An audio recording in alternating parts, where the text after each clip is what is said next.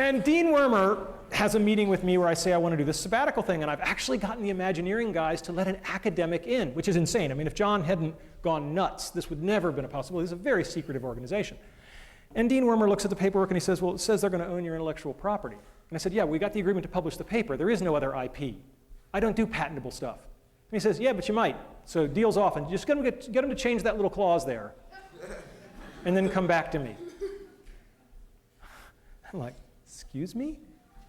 And then I said to him, I want you to understand how important this is. If we can't work this out, I'm going to take an unpaid leave of absence, and I'm just going to go there, and I'm going to do this thing. And he said, hey, you know, I might not even let you do that. I mean, you've got the IP in your head already, and maybe they're going to suck it out of you, so that's not going to fly either.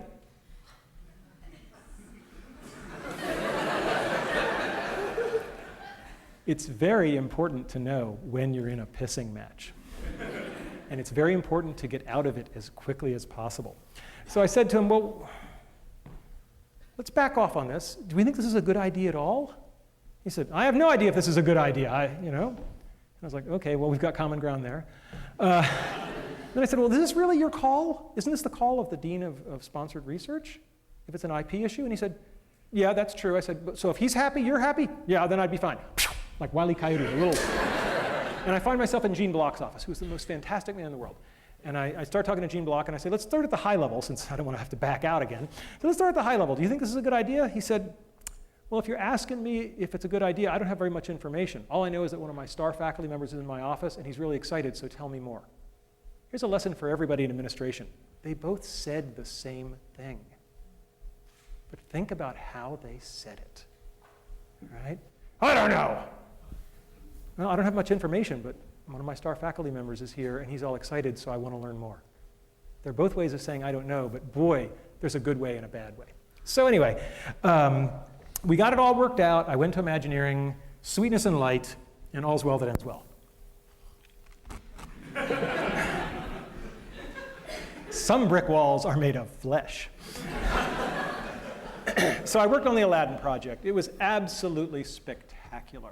I mean, just unbelievable.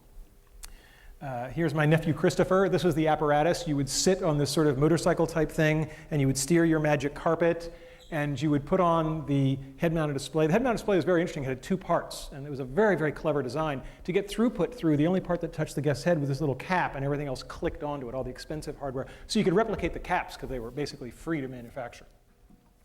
And this is what I really did, as I was a cap cleaner during the sabbatical. I loved Imagineering. It was just a spectacular place, just spectacular. Everything that I had dreamed. I love the model shop. People crawling around on things the size of this room that are just big physical models.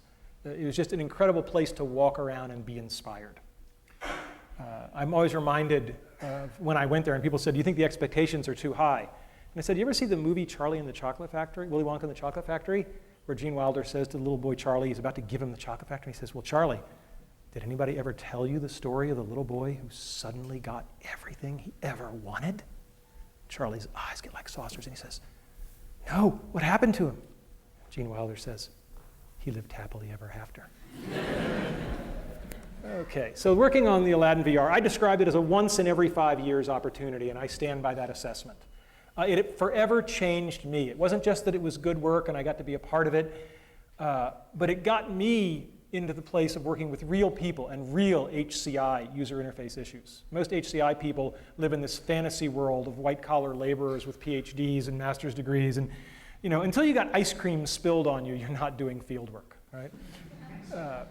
And more than anything else, from John Snoddy, I learned how to put artists and engineers together, and that's been the real legacy. We published a paper, just a nice academic cultural scandal. When we wrote the paper, the guys at Imagineering said, well, let's do a nice big picture, like you would in a magazine. And the SIGGRAPH committee, which accepted the paper, it was like this big scandal. Are they allowed to do that? There was no rule. So we published the paper, and amazingly, since then, there's a tradition of SIGGRAPH papers having color figures on the first page. So I've changed the world in a small way. And then at the end of my 6 months, they came to me and they said, you want to do it for real? You can stay.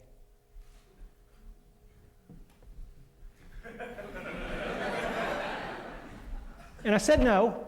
One of the only times in my life I have surprised my father. He was like, "You what?" He said, "Since you were, all you wanted, and now they got it," and you're like, "Huh?" There was a bottle of Maalox in my desk drawer. Be careful what you wish for. It was a particularly stressful place. Imagineering in general is actually not so Maalox-laden, but the lab I was in, John left in the middle. And it was a lot like the Soviet Union. It was a little dicey for a while. But it worked out okay. And if they had said, "Stay here or never walk in the building again," I would have done it. I would have walked away from tenure. I would have just done it. But they made it easy on me. They said, "You can have your cake and eat it too." And I basically become a day a week consultant for Imagineering, and I did that for about 10 years. And that's one of the reasons you should all become professors. Right? Because you can have your cake and eat it too. Okay? I went on and consulted on things like Disney Quest, so there was the Virtual Jungle Cruise, and the best interactive experience I think ever done, and Jesse Schell gets the credit for this, Pirates of the Caribbean. Wonderful at Disney Quest. And so those are my childhood dreams. And that's pretty good. I felt good about that. So then the question becomes, how can I enable the childhood dreams of others?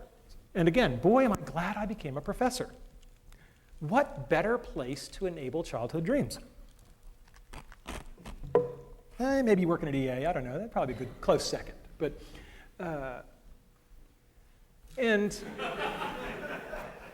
this started in a very concrete realization that I could do this, because a young man named Tommy Burnett, when I was at the University of Virginia, came to me, was interested in joining my research group, and we talked about it, and he said, "Oh, and I have a childhood dream." Well, it gets pretty easy to recognize them when they tell you. And I said, "Yes, Tommy, what is your childhood dream?" He said, "I want to work on the next Star Wars film." Now, you got to remember the timing on this. Where is Tommy? Tommy is here today. What year would this have been, your sophomore year?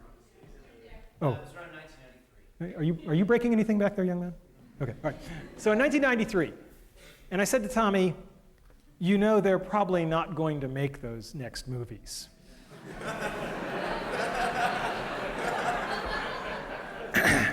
And he said, "No, they are."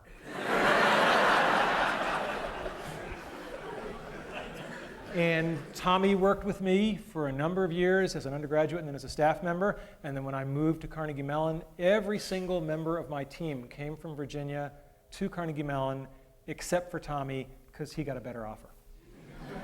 And he did indeed work on all 3 of those films. And then I said, well, that's nice, but one at a time is kind of inefficient. And people who know me know that I'm an efficiency freak. So I said, can I do this in mass? Can I get people turned in such a way that they can be turned on to their childhood dreams? And I created a course. I came to Carnegie Mellon and I created a course called Building Virtual Worlds. It's a very simple course. How many people here have ever been to any of the shows? Okay, so some of you have an idea. For those of you who don't, the course is very simple. There are 50 students drawn from all the different departments of the university. There are randomly chosen teams, 4 people per team, and they change every project. A project only lasts 2 weeks, so you do something, you make something, you show something, then I shuffle the teams, you get 3 new playmates, and you do it again. And it's every 2 weeks, and so you do 5 projects during the semester. The first year we taught this course, it is impossible to describe how much of a tiger by the tail we had. I was just running the course because I wanted to see if we could do it. We had just learned how to do texture mapping on 3D graphics, and we could make stuff that looked half decent, but we were running on really weak computers by current standards. But I said, I'll give it a try. And at my new university, I made a couple of phone calls, and I said, I want to cross-list this course to get all these other people. And within 24 hours, it was cross-listed in 5 departments. I love this university. I mean, it's the most amazing place. And I said, and the kids said, well, what content do we make? I said, hell, I don't know. You make whatever you want. 2 rules: no shooting violence and no pornography. Not because I'm opposed to those in particular, but that's been done with VR, right?